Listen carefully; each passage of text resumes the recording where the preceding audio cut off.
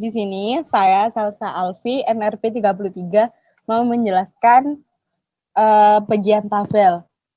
Yang pertama ada tempat berdirinya patok. Kedua, titik yang dibidik. Di sini kita mau membidik 10 titik. Terus ada tabel tentang tinggi teropong atas patok.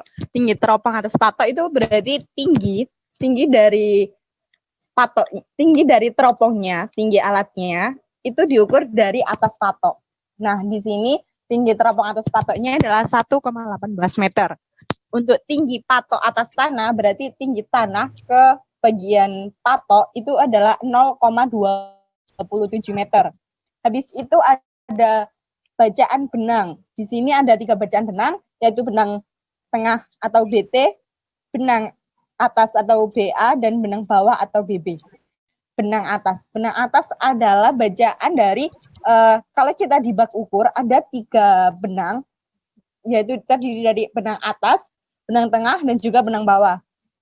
Dan angka yang tertera di bagian benang atas itu disebut bacaan benang atas atau BA, dan yang tengah bacaan benang bagian tengah atau BT, dan bagian bawah atau benang bagian bawah atau BB.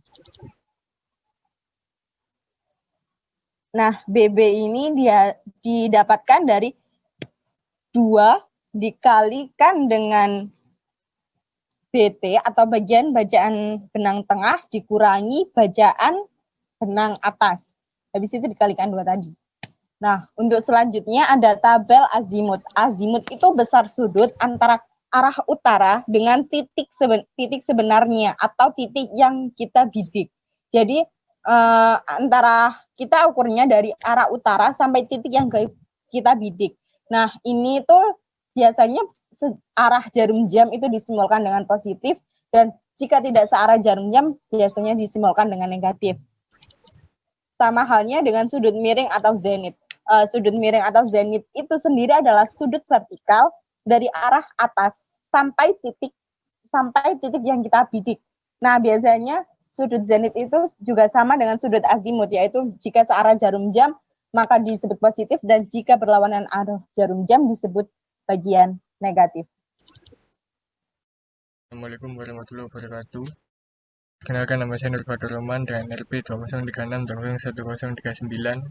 Di sini saya akan melanjutkan penjelasan dari teman saya. Di sini saya akan menjelaskan dari tentang jarak miring hingga tinggi atas tanah. Jarak miring atau DO adalah jarak dari alat membidik ke BD. Cara mencarinya adalah dengan BA min BB kali 100 kali cos alpha kuadrat. Kemudian gantian dengan DM. DM adalah jarak mendatar dari alat ke bak ukur. Cara mencarinya juga sama dengan BA min BB cos alpha kuadrat kali 100. Kemudian beda tinggi ini dicari dengan TAA plus TPA plus V min BT min TPB. Cara mencari V itu dari ini tan alpha ini, tan radian 90 min K11 ini. Ini karena TPB-nya tidak ada tingginya, jadi min 0. Terus tinggi atas tanah ini diketahui dan sudah ada dari sananya. Terus kemudian kalau hasilnya beda tinggi ini nanti ditambahkan ke tinggi atas sana. Kalau hasilnya plus ini berarti di atas, kalau min itu berarti artinya di bawah. Sekian. Selanjutnya kami akan menjelaskan tentang penggambaran dari kontur yang didapat dari data yang sudah dikerjakan pada tabel sebelumnya. Nama saya Giza Iqbar, NRP 2036-201004. Dan nama saya Nesrina Afafrafila, NRP 203-620-1022. Di sini kami menggunakan metode grid, yaitu metode yang menggunakan kotak-kotak seperti ini, di mana pada setiap pojok dari kotak-kotak ini diletakkan titik detail yang jumlahnya ada 10 dan yang didapat dari tabel yang dikerjakan sebelumnya. Lalu, jarak antar titik detail ini kami menggunakan jarak 10 meter. Dan interval konturnya kami dapatkan dari rumus ini, 1/20.000 dikali penyebut dari skala. Kami menggunakan skala peta 1/2000, sehingga didapatkan interval konturnya 1 meter.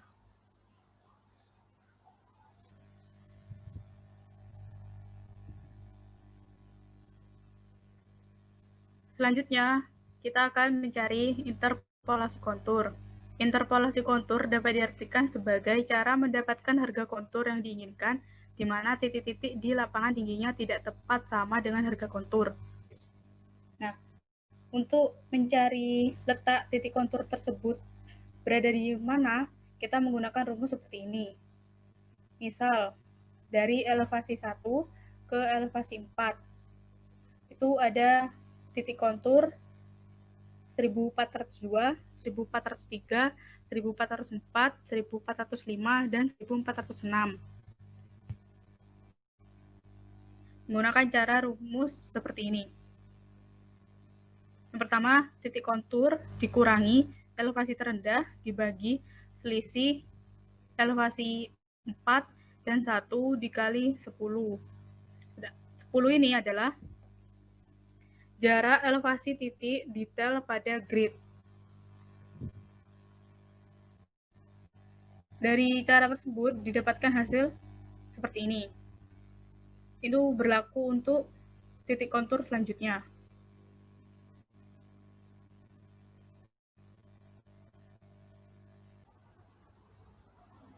Lalu kita meletakkan titik-titik kontur dari hasil rumus tadi. Misal dari elevasi titik detail 1 ke titik kontur 1402 vertikal. Jaraknya 0,74 meter, sehingga diletakkan di sini. Sedangkan jarak dari elevasi titik detail 1 ke titik kontur 1402 horizontal itu sejauh 3,43 meter, sehingga diletakkan di sini. Begitu pula dengan titik-titik kontur selanjutnya. Lalu kita menyambungkan titik-titik kontur ini. Misal titik kontur 1402.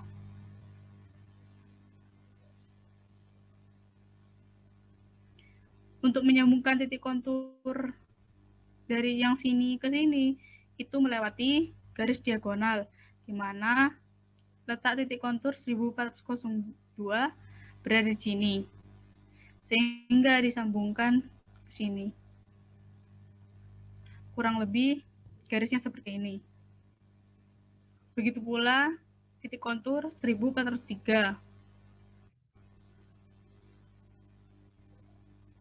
Untuk ke titik kontur yang sebelah sini, kita melewati garis diagonal, di mana letak titik kontur 1403 berada di sini.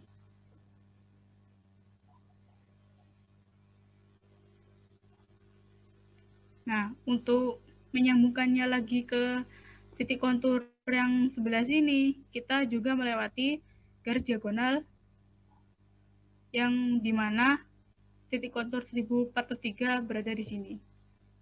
Lalu kita sambungkan. Kurang lebih garisnya seperti ini. Begitu pula untuk titik-titik kontur selanjutnya.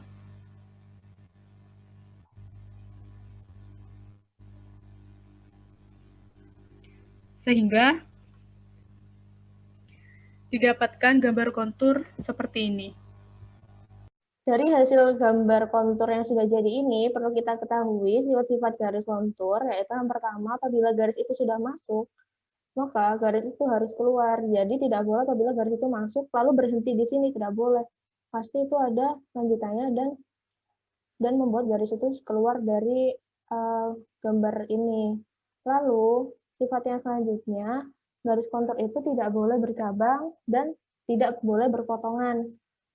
Kemudian sifat selanjutnya itu apabila jarak antar garis itu rapat seperti ini, itu menandakan bahwa permukaan bumi yang sesungguhnya yang kita gambar itu curam. Namun bila gambarnya itu jarak antar garisnya itu jauh-jauh seperti ini atau renggang, itu menandakan bahwa permukaannya itu landai. Kemudian sifat yang selanjutnya lagi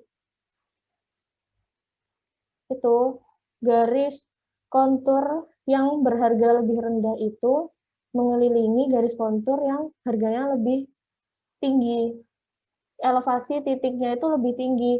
Misalnya di sini, garis yang ini, itu garis konturnya ini memiliki elevasi 1409. Nah, itu mengelilingi di dalamnya ini ada garis kontur 14010. Jadi, elevasi permukaan yang di sini dengan yang di dalam ini lebih tinggi, selalu lebih tinggi yang di dalam. Begitu juga yang di sini. Ini kan berarti mengelilingi elevasi yang sebelah sini. Nah, pasti elevasi yang sebelah sini itu lebih tinggi daripada garis yang ini. Elevasi garis kontur yang ini. Nah, sehingga dari hasil gambar yang kita dapat seperti ini, didapatkan kesimpulan bahwa gambar ini menunjukkan dataran tinggi atau pegunungan. Sekian dari penggambaran kontur kami. Mohon maaf apabila banyak kekurangan. Wassalamualaikum warahmatullahi wabarakatuh.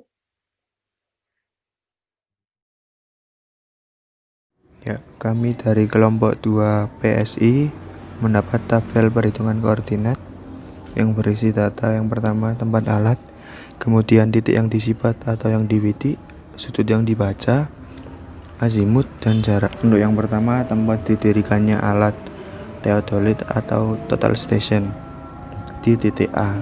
Kemudian membidik arah utara dengan bantuan kompas dengan sudut yang dibaca sebesar 0 derajat, 0 menit, dan 0 detik. Kemudian membidik ke arah titik B yang mendapatkan sudut sebesar 5 derajat, 0 menit, 0 detik juga. Kemudian alat masih di titik A, membidik ke titik D, mendapatkan sudut sebesar 189 derajat, 14 menit, 4,2 detik.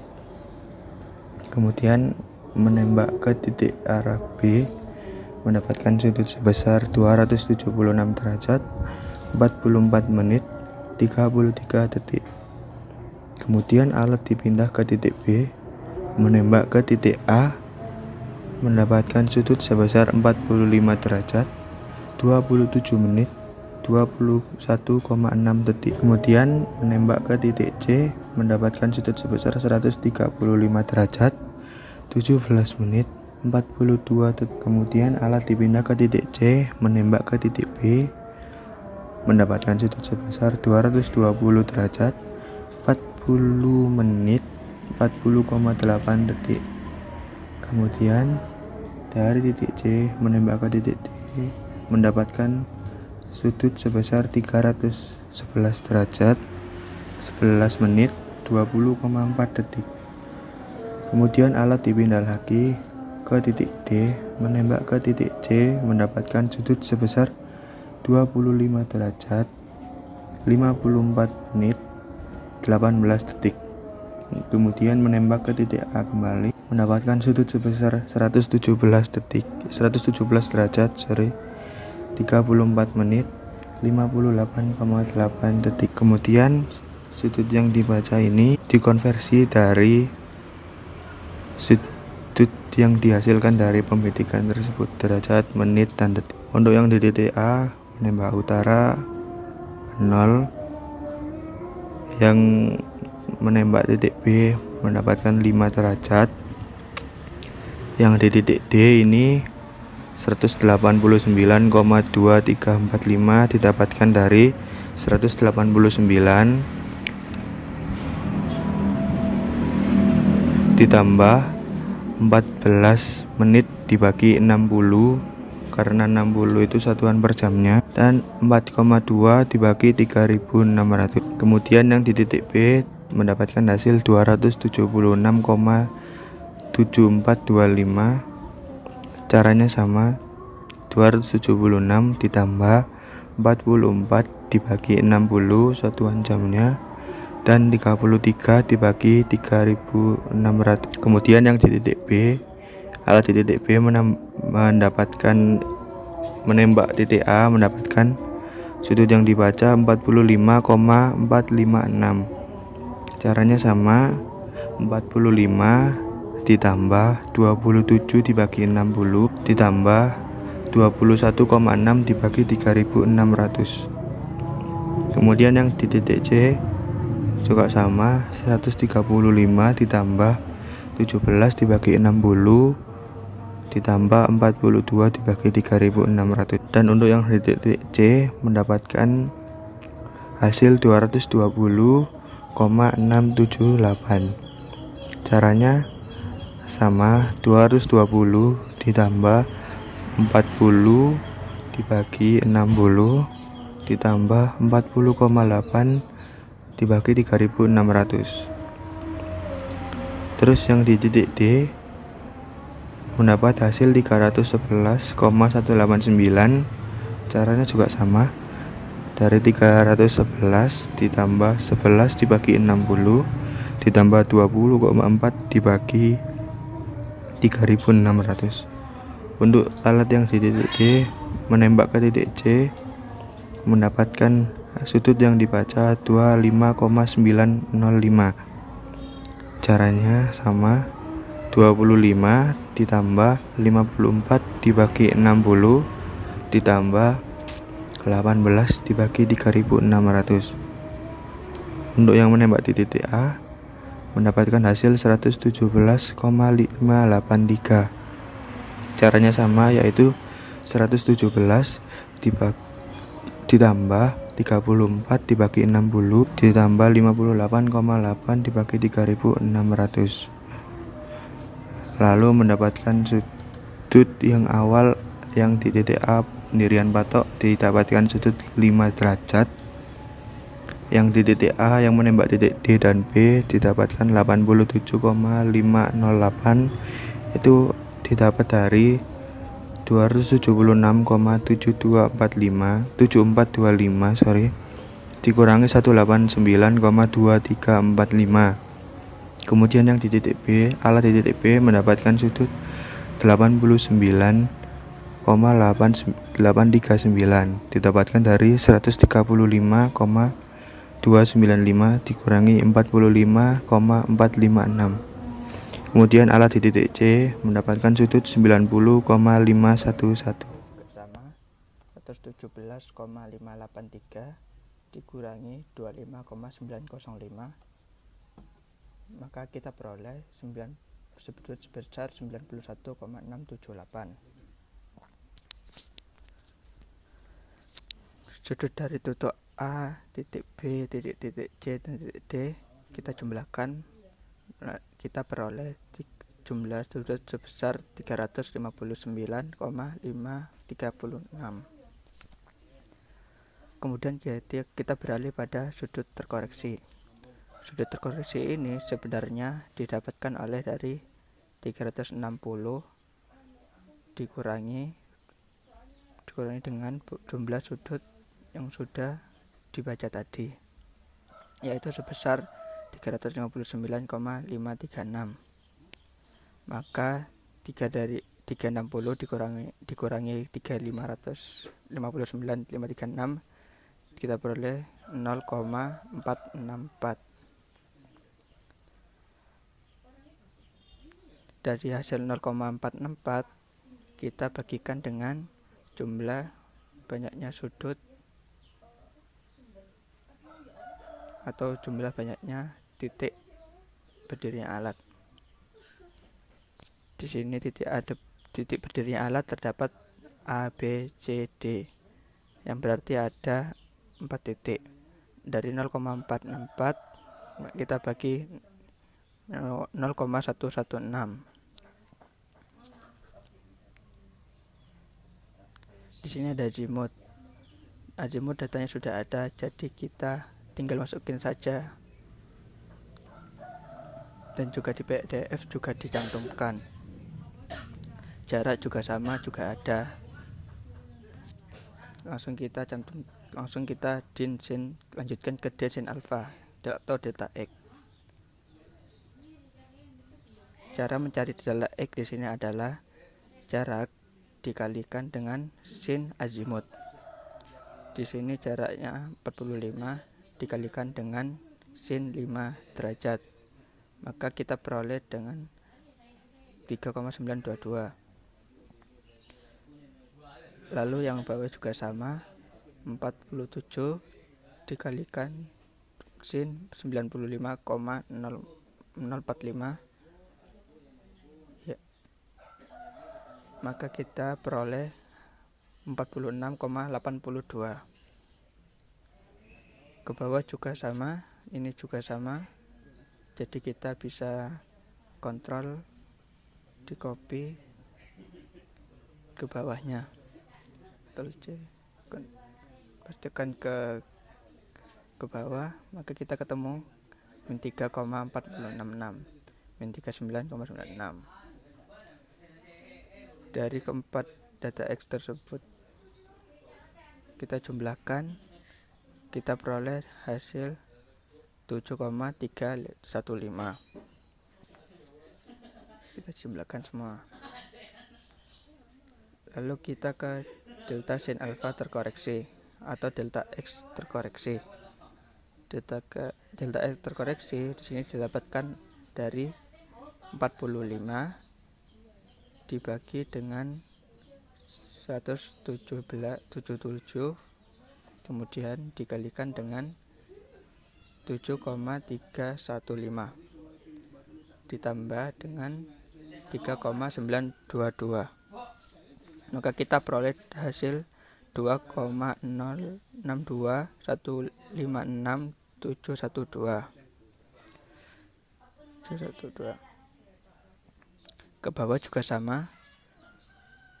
Maka hasilnya nanti akhirnya atau hasil penjumlahan keempat sudut terkoreksi harusnya menjadi 0. Kemudian kita pindah ke d cos alfa atau d delta y. Delta y diperoleh dari 45 jarak dikalikan dengan cos sudut azimut yaitu sebesar 5 derajat, maka kita peroleh 44,829.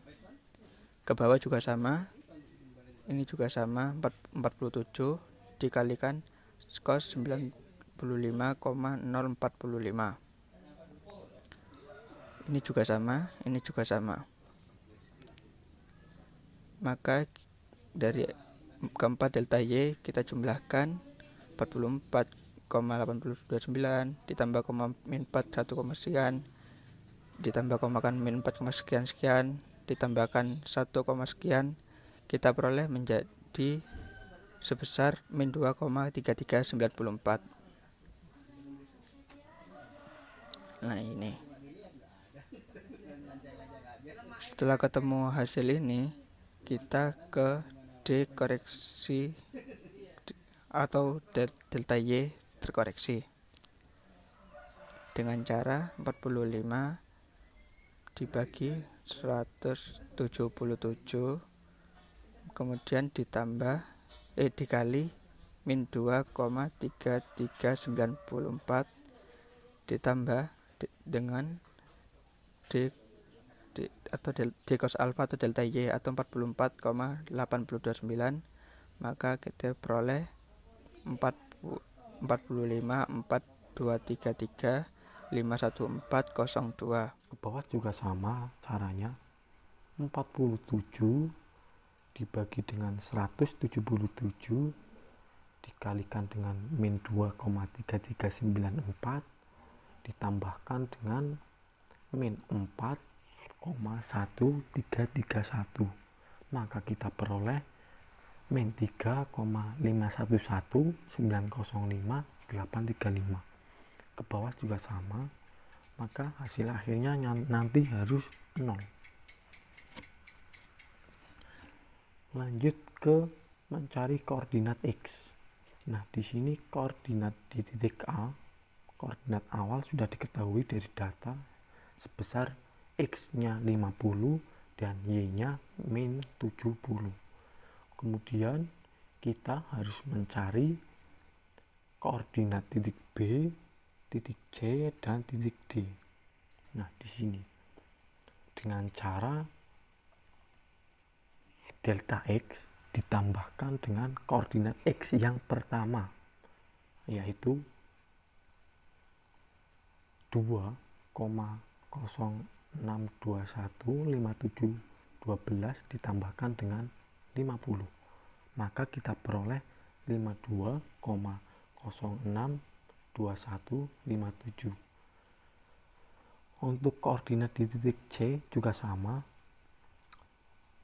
delta X terkoreksi ditambahkan dengan koordinat titik B, yaitu minus 44,87540734 ditambahkan dengan 52,062157, maka kita peroleh sebesar 96,937564. Ke bawah juga sama, dan di akhir di titik A, karena ini poligon tertutup, jadi dari titik A juga harus diakhiri ke titik A sehingga membentuk poligon tertutup. Di sini juga besarnya harus sama dengan titik awal atau koordinat awal. Maka di sini kita jumlahkan minus 41, sekian ditambahkan dengan 91, sekian, maka kita peroleh X sebesar 50.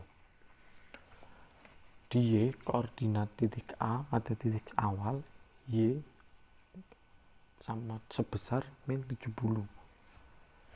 Yang di titik B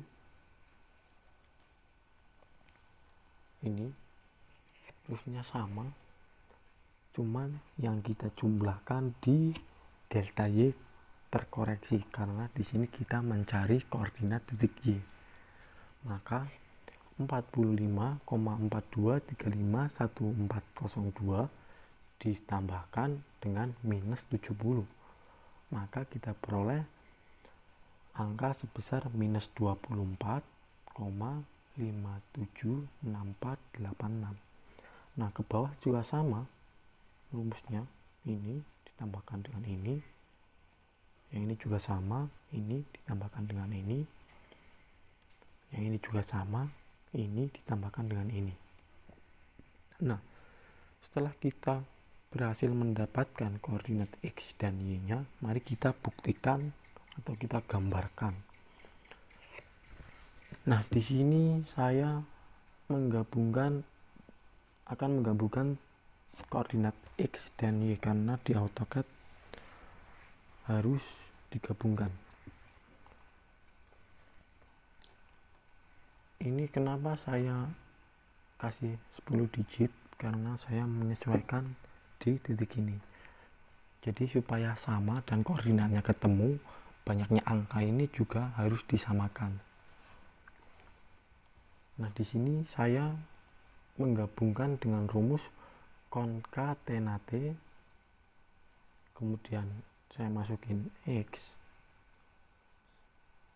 dan Y nya dengan cara konkatenate X titik koma, kemudian komanya di AutoCAD itu kita gantikan dengan simbol tanda petik 2, koma, tanda petik 2, kemudian titik koma. Maka koordinat X dan Y di sini sudah tergabung. Ke bawah juga sama, jadi kita tinggal tarik aja ke bawah seperti ini. Setelah kita mendapatkan atau menggabungkan koordinat X dan Y, maka kita perlu komen PO. PO di sini itu nanti kalau di AutoCAD itu perintahnya point sama dengan koordinat. Setelah kita berhasil mengerjakan ini, maka kita copy ini dengan cara Ctrl C, kemudian kita masuk ke AutoCAD, kita menuju ke komen, klik di komen, kemudian pastekan dengan cara Ctrl V. Nah, di sini koordinatnya sudah otomatis terplotkan. Nah, gimana cara kita mengeceknya apakah ini titik A, titik B, titik C atau titik D? Kita bisa blok koordinatnya, kemudian kita masuk ke bagian properties. Nah, di sini ada posisi X dan posisi Y. Di sini X sebesar 50, Y sebesar minus 70, berarti di sini titik A. Kemudian di sini juga di blok, maka kita dapat melihat titik X nya 52, sekian, titik Y nya min 24 sekian. Nah, gambar ini sebelumnya sudah saya buat supaya di videonya tidak memakan waktu lama. Nah, maka di sini ketika koordinatnya sudah terplotkan, maka kita akan mencari atau mengeplot azimutnya.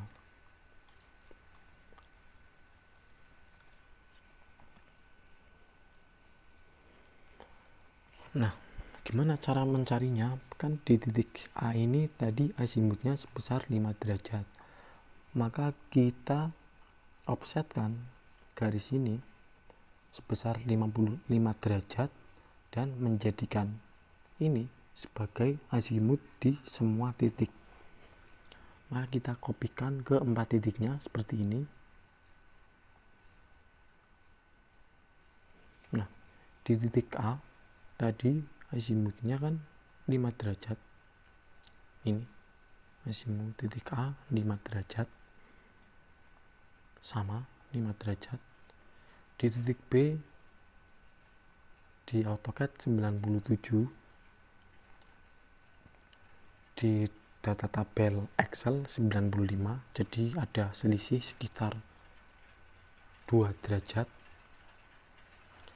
Kemudian di titik C azimutnya sebesar 92 tambah 97 189, di AutoCAD di Excel nya 184, jadi selisihnya sekitar 5 derajat. Di titik D ini aja azimutnya sebesar 275 kalau di AutoCAD, sedangkan di Excel D sebesar 272, jadi selisih sekitar 3 derajat. Nah, di sini lalu kita mengecek jaraknya.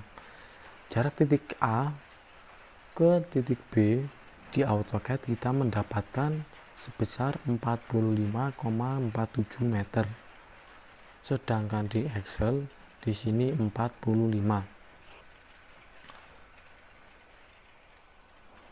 Di titik B ke titik C di AutoCAD mendapatkan jarak ini itu jarak horizontal atau jarak datarnya sebesar 45 meter. Di tabel Excel besarnya 47 meter, selisih 2 meter. Dari titik C ke titik D di AutoCAD mendapatkan jarak sebesar 44,59 meter atau 44,5. Sedangkan di tabel Excel besarnya 45 meter. Kemudian di titik D di Excel jaraknya sebesar 40 meter. Di AutoCAD dari D ke A jaraknya 41,67 meter, jadi selisih 1,6 meter. Nah, tidak apa-apa. Yang jelas di sini poinnya sudah benar, jadi harusnya azimut juga jarak yang benar harusnya di AutoCAD.